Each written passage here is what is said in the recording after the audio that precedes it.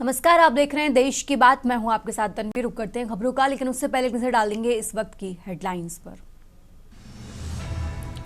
प्रधानमंत्री नरेंद्र मोदी और आज जर्मन चांसलर करेंगे मुलाकात। दोनों नेता साबरमती आश्रम में मिलेंगे।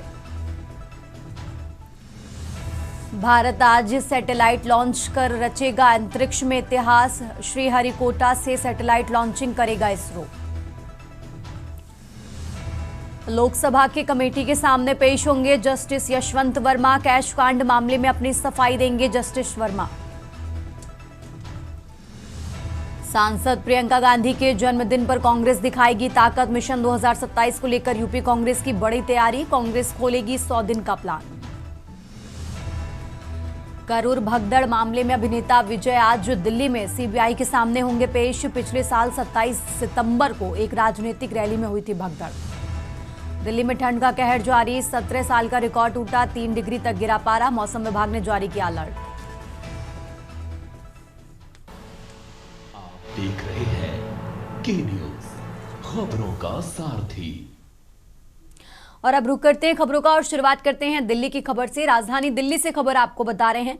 दिल्ली से बड़ी खबर आपको बता रहे हैं, जहां सांसद प्रियंका गांधी का आज जन्मदिन है। तो प्रियंका गांधी आज अपना 53वां जन्मदिन मना रही है। वायनाड से यूपी तक कांग्रेस जन्मदिन मना रही है। और इसी के साथ आपको बता दें, यूपी कांग्रेस 100 दिवसीय रणनीति का ऐलान करेगी। जन्मदिन पर यूपी का सियासी रोड मैप तैयार होगा। तो दिल्ली से खबर आपको बता रहे हैं, प्रियंका गांधी आज अपना 53वां जन्मदिन मना रही हैं।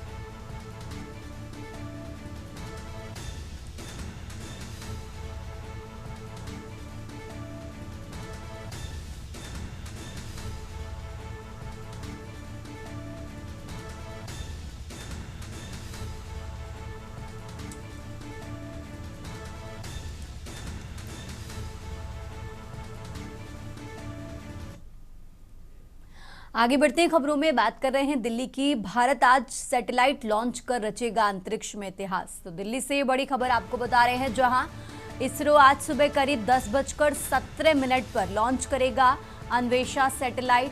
श्रीहरिकोटा से सैटेलाइट लॉन्चिंग करेगा इसरो। राजधानी दिल्ली से ये बड़ी खबर आपको बता रहे हैं, जहां अन्वेषा सैटेलाइट को कहा जा रहा है सुपर विजन वाली आंख। तो अन्वेषा सैटेलाइट 600 किलोमीटर ऊपर से खींच सकता है बारीक तस्वीर। तो इसरो अपने मिशन के साथ लॉन्च करेगा 8 विदेशी सैटेलाइट। तो आज अंतरिक्ष में इतिहास रचेगा इसरो। ये बड़ी खबर आपको दिल्ली से बता रहे हैं। इसरो अपने मिशन के साथ लॉन्च करेगा 8 विदेशी सैटेलाइट।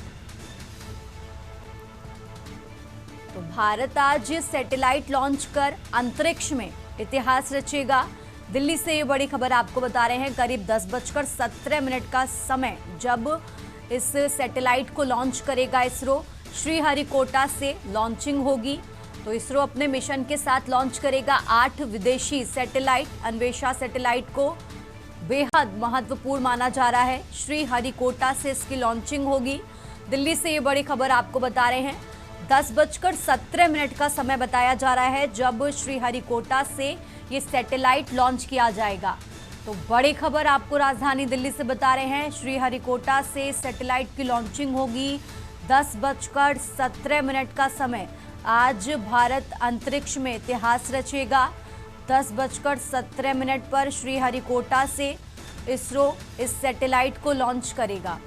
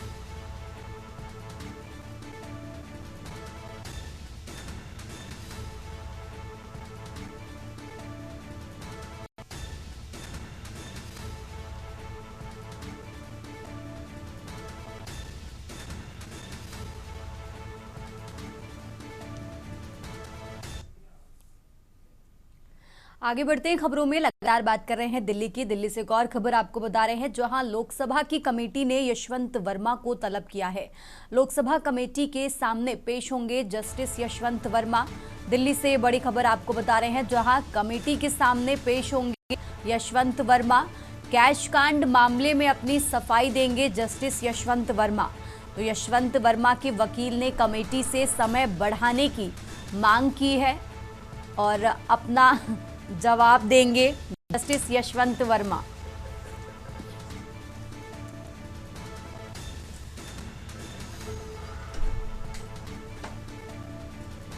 तो दिल्ली से खबर आपको बता रहे हैं यशवंत वर्मा के वकील ने कमेटी से समय बढ़ाने की मांग की है। लोकसभा कमेटी ने यशवंत वर्मा को राहत देने से इनकार कर दिया है और आज वो कमेटी के सामने पेश होकर अपना जवाब तलब करेंगे। तो दिल्ली से ये बड़ी खबर आपको बता रहे हैं। लोकसभा कमेटी के सामने पेश होंगे जस्टिस यशवंत वर्मा। कैश कांड मामले को लेकर आज अपना जवाब देंगे जस्टिस यशवंत वर्मा।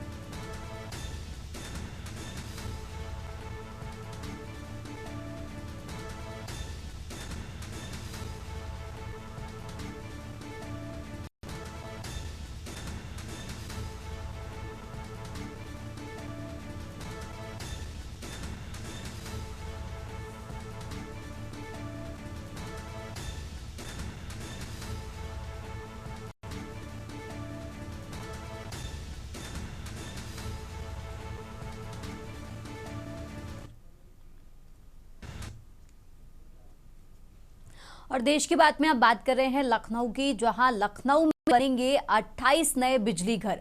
केंद्र सरकार की आर्थिक मदद से होगा निर्माण।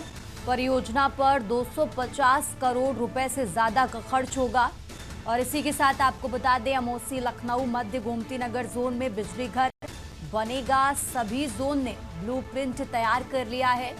नए बिजली घरों से विद्युत आपूर्ति मजबूत होगी, तो 10 लाख आबादी को बेहतर बिजली देने का दावा किया जा रहा है। लखनऊ से खबर आपको बता रहे हैं।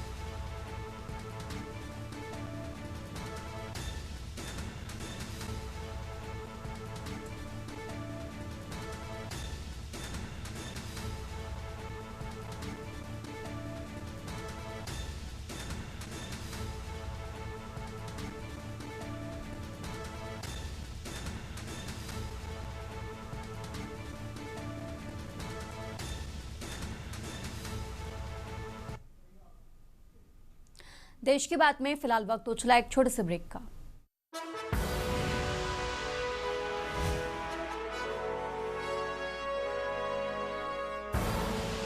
आप देख रहे हैं के न्यूज खबरों का। ब्रेक से वापस आ चुके हैं, रुक करते हैं खबरों का। बात कर रहे हैं लखनऊ की। लखनऊ से खबर आपको बता रहे हैं, उत्तर प्रदेश में आज से फिर शीतलहर की चेतावनी जारी की गई है। 5 डिग्री तक पारा गिरने का अनुमान जताया जा रहा है। सर्द पछुआ हवा बढ़ाएगी गलन। तो पश्चिमी यूपी में शीतलहर की संभावना जताई गई है। तराई के 15 जिलों में घने कोहरे का ऑरेंज अलर्ट जारी किया गया। 23 जिलों में हल्के मध्यम कोहरे होंगे। मौसम विभाग ने इसको लेकर जानकारी साझा की है।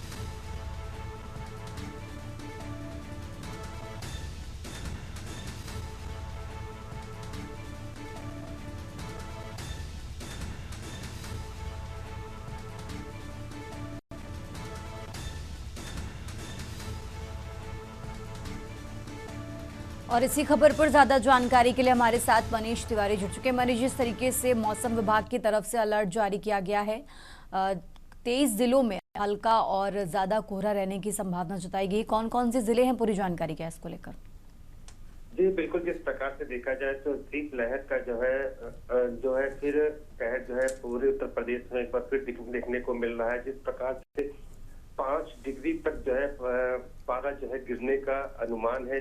2 दिन से लोगों को राहत जरूर थी, लेकिन जिस प्रकार से पहाड़ों पर बर्फबारी और पछुआ हवा चलने के बाद जो है आज से फिर जो है गलन बढ़ी है। और जिसको देखते हुए मौसम विभाग के द्वारा जो है पश्चिमी यूपी में सबसे ज्यादा शीतलहर की संभावना जो है उनके द्वारा जताई गई है। साथ ही साथ तराई के जो 15 जिले हैं, जिस प्रकार से देखा जा सकता तराई क्षेत्र जो है गोंडा से लेकर के जो है बहराइच, बस्ती, इन इधर के जो जिले हैं वहां पर जो है ऑरेंज अलर्ट जारी किया गया। इसके अलावा जो है 23 जिले ऐसे हैं जो मध्य क्षेत्र में आते हैं, तो वहां पर जो है कोहरे की आशंका जो है मौसम विभाग के द्वारा जताई गई है। तो कहा जा सकता है जिस प्रकार से मौसम विभाग का ये कहना है कि एक बार फिर पहाड़ों पर बर्फबारी और सर्द भरी जो है पछुआ हवा चलने की वजह से जो है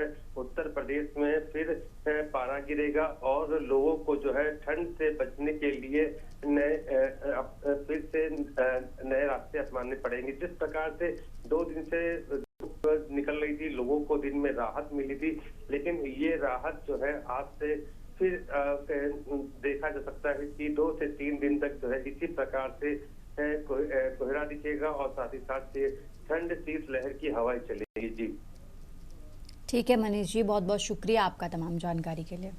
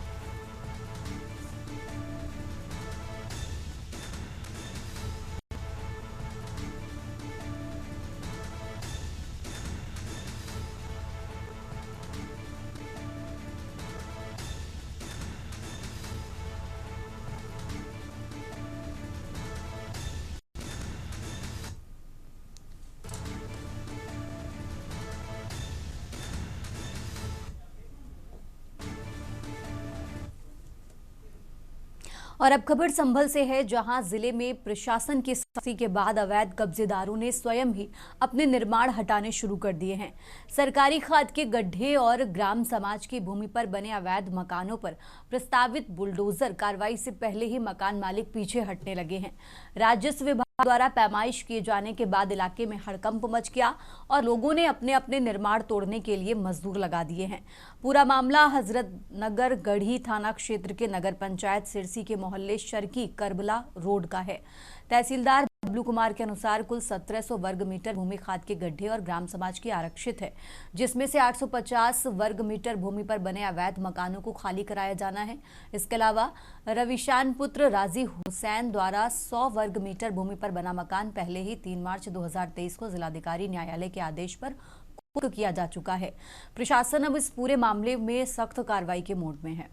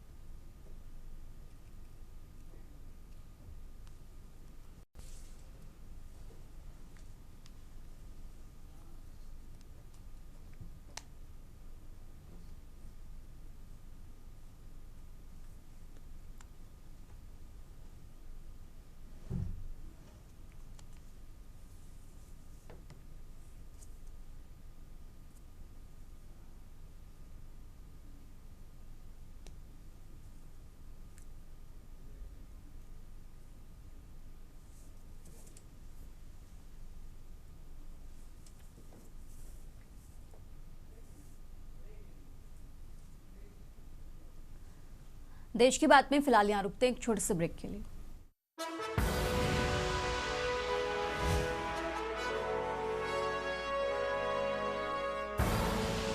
आप देख रहे हैं के न्यूज खबरों का। देश की बात में एक बार फिर से हाजिर रुक करते हैं खबरों का। खबर कौशाम्बी से है, जहां जिले में कलयुगी नशेड़ी बेटे ने अपनी मां की पीट कर हत्या कर दी। सूचना मिलते ही पहुंची पुलिस ने आरोपी को अरेस्ट कर लिया और शव को कब्जे में लेकर पोस्टमार्टम के लिए भेज दिया है और पुलिस पूरे मामले की जांच पड़ताल में जुटी हुई है।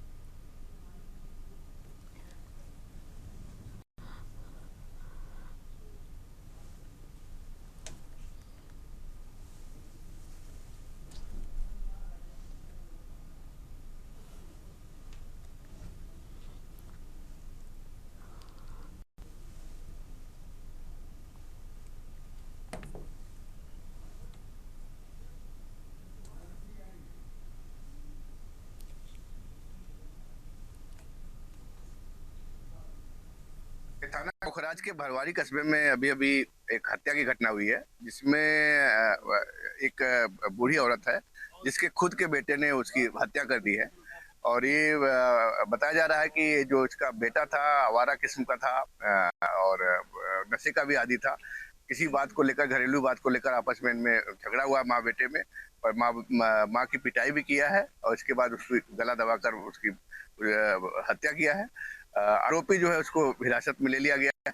ये मस्जिद के सामने एक घर है और गुड्डू लड़का है उसका, आयशा बेगम का। उसने बहुत बेरहमी से अपने माँ को पीट पीट के मार डाला।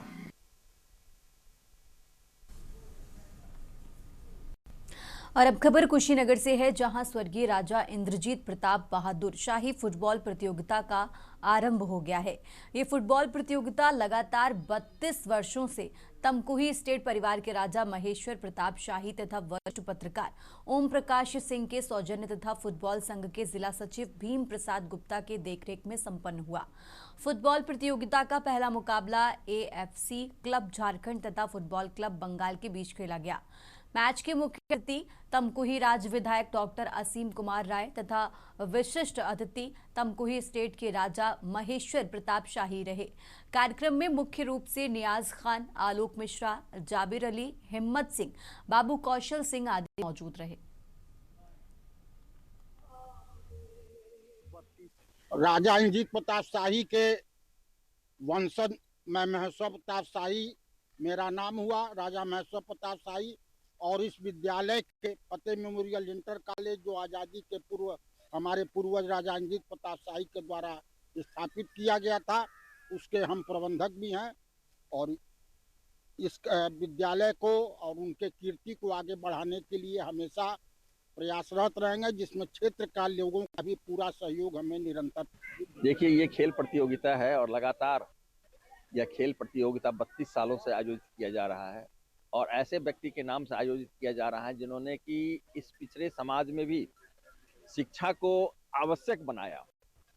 राजा इंद्रजीत प्रताप शाही जी ने शिक्षा को आवश्यक बनाया और इन्होंने स्कूल खोला। स्कूल का नाम जबरिया स्कूल रखा गया था। मतलब शिक्षा लेना अनिवार्य है, जो आज हमारे प्रधानमंत्री जी और हमारे यशस्वी मुख्यमंत्री जी की मंशा है कि हर एक व्यक्ति को शिक्षित करना है। ये मंशा इनकी आज से 50 साल, सैकड़ों साल पहले इनकी ये मंशा रही। इसलिए समाज के लिए एक बहुत बड़े समाज से राजा के साथ साथ बहुत बड़े समाज सेवी और शिक्षाविद भी। और अब खबर रायबरेली से है, जहां विहिप बजरंग दल के धरने के मामले, पुलिस उत्पीड़न के विरोध में संगठन का धरना। रायबरेली से खबर आपको बता रहे हैं, पुलिस उत्पीड़न के विरोध में संगठन का धरना। एसपी ने चौकी इंचार्ज का तबादला किया है। चौकी इंचार्ज नितिन कुमार का तबादला किया गया। 3 सिपाहियों को लाइन हाजिर किया गया है। तो धरने के मंत्री दिनेश प्रताप सिंह ने समर्थन किया था। एमएलए मनोज पांडे ने भी धरने का समर्थन किया। ठंड में खुले आसमान के नीचे चल रहा धरना। सलोन कोतवाली राघवन सिंह पर कार्रवाई की मांग की गई है। जिला संयोजक विनोद मौर्य की पिटाई का ये मामला है। रायबरेली से खबर आपको बता रहे हैं, जहां चौकी इंचार्ज कोतवाली प्रभारी पर पिटाई का आरोपी कौकुशी मामले में गवाह था पीड़ित विनोद मौर्य। कोर्ट से NBW जारी होने के बाद पुलिस ने पकड़ा था। सलोन कोतवाली का ये पूरा मामला आपको बता रहे हैं।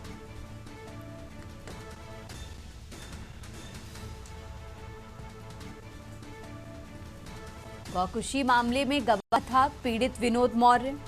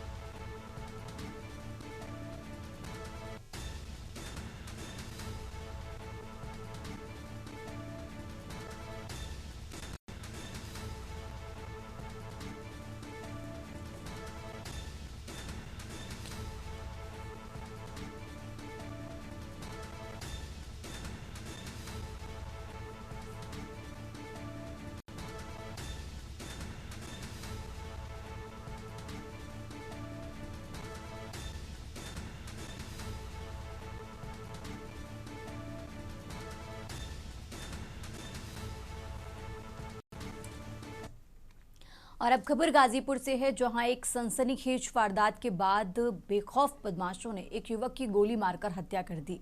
मामला कासिमाबाद थाना क्षेत्र के बेलसड़ी गांव का है, जहां बाइक सवार बदमाशों ने पहले युवक को फोन कर बाजार में बुलाया और युवक के पहुंचने पर उसके सिर और सीने में गोली मार दी।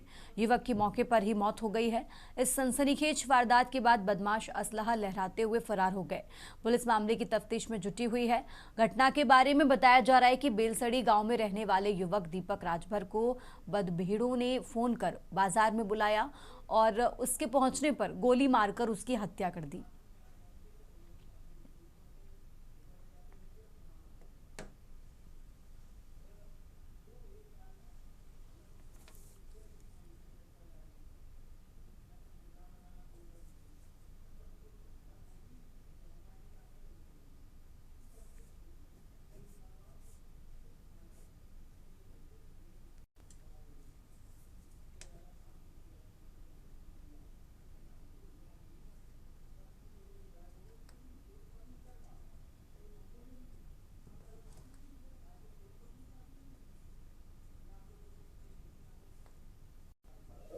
यह सूचना प्राप्त हुई कि ग्राम बेलसड़ी में दीपक राजभर नाम के व्यक्ति की हत्या हो गई है। तत्काल पुलिस टीम मौके पर पहुंची। पहुंचने पर यह प्रथम दृष्टया गोली मारकर मृत्यु कारित किए जाने का मामला प्रतीत हो रहा है। पंचायतनामा कार्रवाई छोड़कर शव को पोस्टमार्टम में भिजवा दिया गया है। मृतक के परिजनों की तहरीर पर अभियोग पंजीकृत किया जा रहा है। शीघ्र अभियुक्त की गिरफ्तारी कर प्रकरण में आगे कार्रवाई।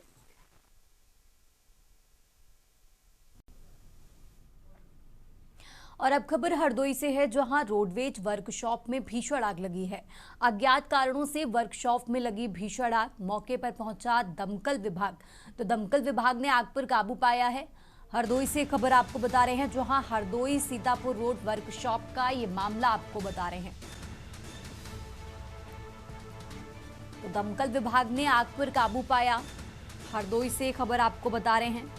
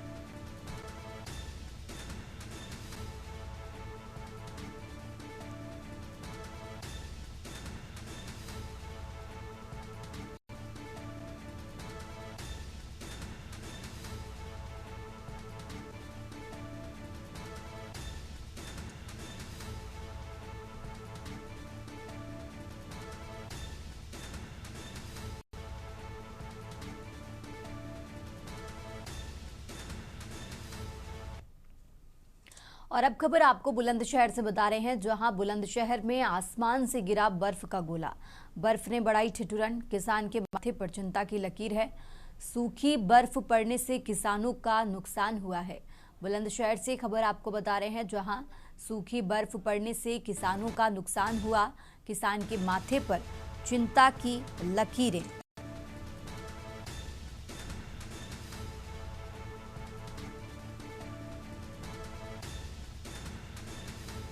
तो बुलंदशहर से खबर आपको बता रहे हैं, सूखी बर्फ पड़ने से किसानों का नुकसान हुआ।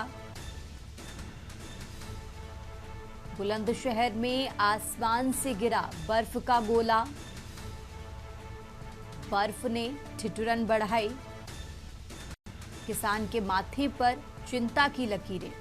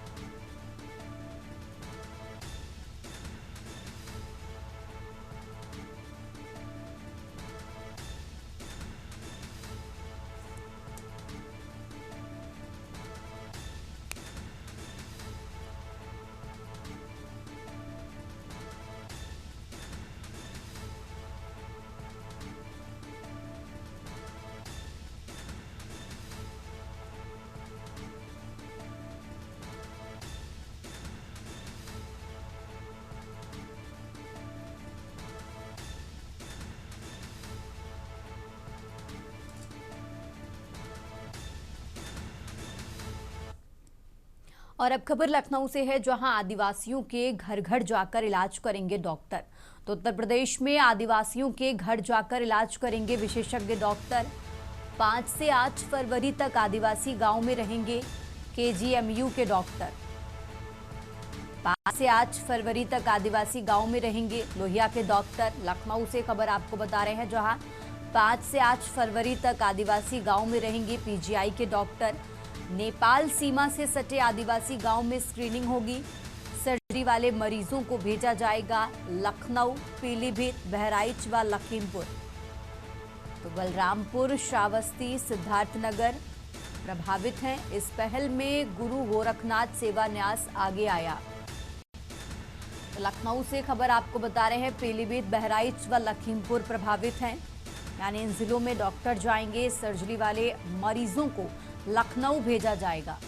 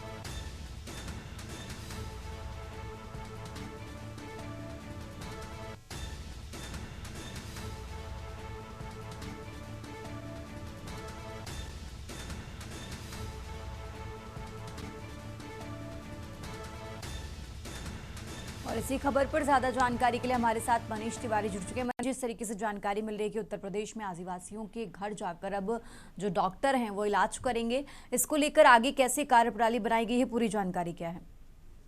जी बिल्कुल, जिस प्रकार से जो है उत्तर प्रदेश में जो आदिवासी के जो घर हैं, जो नेपाल से जुड़े हुए घर हैं, वहां पर जो है केजीएमयू के डॉक्टर जो है और साथ ही साथ पीजीआई के डॉक्टर की टीम जो है उनके घरों में पहुंच करके जो है उनकी पूरी गणना करेगी और जो भी बीमारियां वहां पे फैल रही हैं उसका पूरी तरीके से उनके द्वारा जो है इलाज किया जाएगा। अगर देखा जाए तो 5 फरवरी से 8 फरवरी तक ये सिलसिला जो है डॉक्टरों के द्वारा जो है घर घर आदिवासियों के जाकर के किया जाएगा, जिसमें अगर सर्जरी वाले भी मरीज होंगे तो उनके लिए भी उनके द्वारा पूरी तैयारी की गई है। तो कह सकते हैं कि पीलीभीत, बहराइच, बलरामपुर, सरस्वती, सिद्धार्थनगर, महाराजगंज और लखीमपुर के क्षेत्र जो है काफी प्रभावित हैं, जहां पर इलाज को लेकर के काफी परेशानियां आदिवासियों को देखनी पड़ती है। इसी को लेकर के जो है इस पहल को जो है गुरु गोरखनाथ सेवा न्याय के द्वारा जो है की जा रही है। तो इन डॉक्टरों को जो है पूरी टीम गठन करने का जो है सरकार के द्वारा जो है पूरा आदेश दे दिया गया है। अब ये अपनी टीमों को लेकर के जो है आदिवासियों के घर घर तक पहुंचेंगे और उनकी सर्जरी से लेकर के उनकी जो भी प्रॉब्लम होगी उसके इन डॉक्टरों के द्वारा जो इलाज करके जो है उनको निजात दिलाई जाएगी। तो कह सकते हैं कि एक ही पहल जो है आदिवासियों के गाँव में पहुंच करके इस पहल को देखने को मिलेगा। जी ठीक है मनीष जी, आप हमारे साथ बने रहिए, हम आगे भी आपसे जानकारी लेते रहेंगे। और ये लखनऊ से खबर आपको बता रहे हैं, सर्जरी वाले मरीजों को लखनऊ भेजा जाएगा, घर घर जाकर डॉक्टर इलाज करेंगे।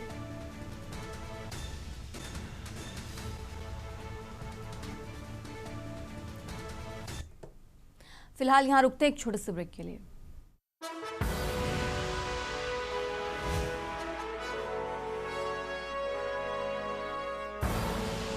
आप देख रहे हैं के न्यूज, खबरों का सारथी।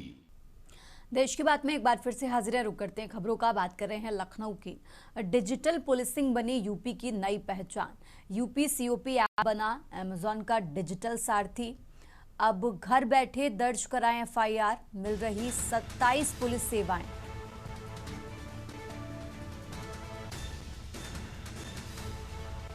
तो यूपी सीओपी ऐप बना आमजन का डिजिटल सारथी। अब घर बैठे दर्ज कराएं एफआईआर, मिल रही 27 पुलिस सेवाएं। आमजन को थाने के चक्कर लगाने से अब मुक्ति मिलेगी। यूपी सीओपी ऐप पर 50 लाख से ज्यादा यूजर्स हैं। करीब 7 लाख से ज्यादा लोगों ने खोया सामान रिपोर्ट किया है। तो पब्लिक ग्रीवांस रिव्यू पोर्टल से बढ़ी पुलिस की जवाबदेही। लखनऊ से खबर आपको बता रहे हैं।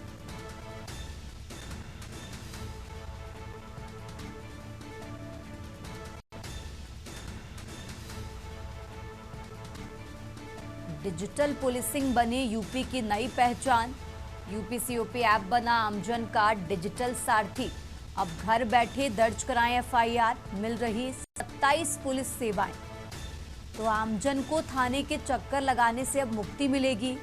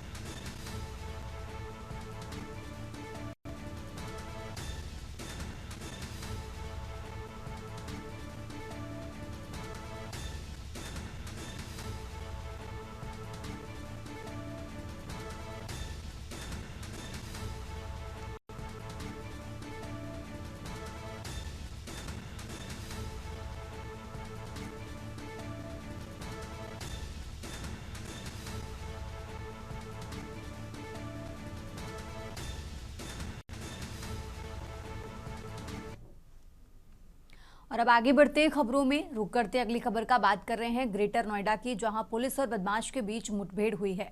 25,000 के नामी बदमाश से पुलिस की मुठभेड़ हुई। आरोपी दानिश कई घटनाओं को अंजाम दे चुका है। इकोटेक 3 थाना इलाके में ये मुठभेड़ हुई है।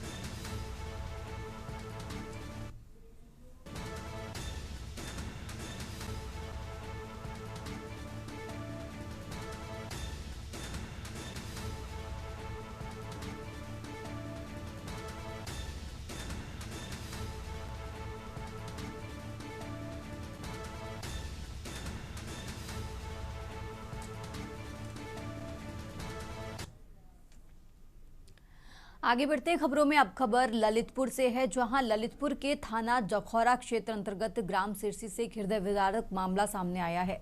परिवार में नशेड़ी पिता की मारपीट और मानसिक प्रताड़ना से परेशान एक बेटी ने कुएं में कूदकर अपनी जान दे दी। गनीमत रही कि समय रहते उसे बचा लिया गया।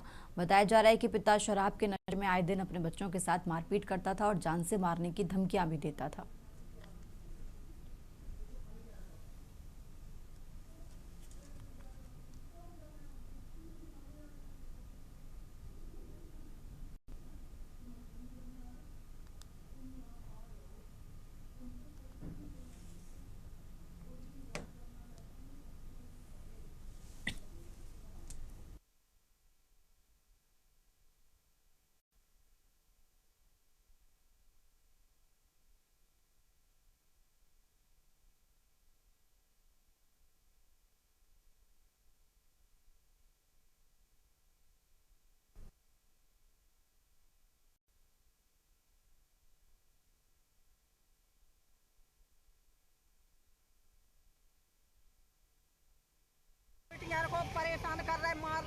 देखो पूरी रात परेशान कर रहे लड़का। क्या चाह रही हैं आप? हम ये चाहते हैं कि दारू बंद कराना चाहते। हमारे गांव में 3 जगह दारू बिक रही है, हमारे गांव में दारू नहीं बिकना चाहिए। सरकारी है कि प्राइवेट? प्राइवेट। सर ये एक मामला है कि हमारे गांव में एक नहीं पूरा गांव बर्बाद है शराब से। छोटे कदम से 12 साल का लड़का है, 12 साल से लेके 40 साल तक के बच्चे बुजुर्ग हैं, बेबी शराब पी रहे हैं। क्यों? ये द्वारे घर से निकलते हैं, शराब मिलती है उनको। छोटे छोटे बच्चे, आज हम बच्चे पी रहे हैं तो बच्चे पीने लगे हैं। पूरे गम औरतें भी परेशान है, बच्चे भी परेशान हैं और हम लोग भी परेशान हैं।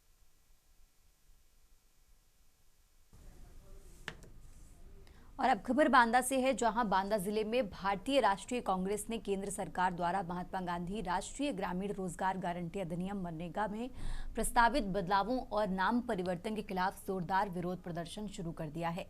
कांग्रेस कार्यकर्ताओं ने बांदा नगर पालिका परिषद कार्यालय परिसर में महात्मा गांधी की प्रतिमा के सामने सांकेतिक उपवास रखा। ये उपवास पार्टी के राष्ट्रव्यापी मनरेगा बचाओ संग्राम अभियान का हिस्सा है, जो 10 जनवरी से शुरू होकर 25 फरवरी तक विभिन्न चरणों में चलेगा। इस पूरे प्रकरण को लेकर कांग्रेस का आरोप है कि केंद्र सरकार मनरेगा को कमजोर करने और महात्मा गांधी के नाम को योजना से हटाने की साजिश रच रही है।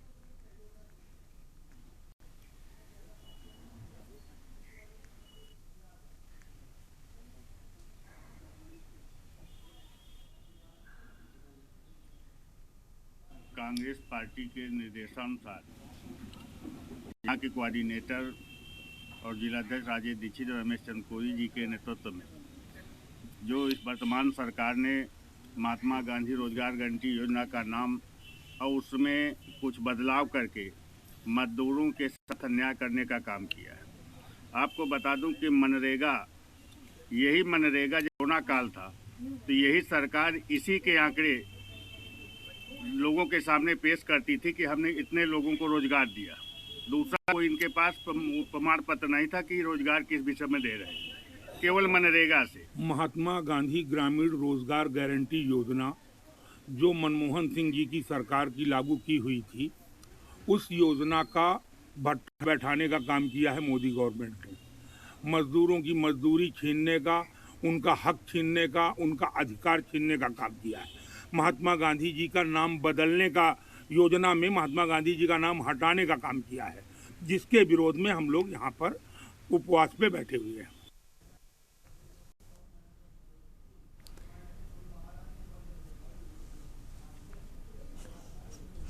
देश की बात में फिलहाल इतना ही। आप देखते रहिए के न्यूज़ इंडिया।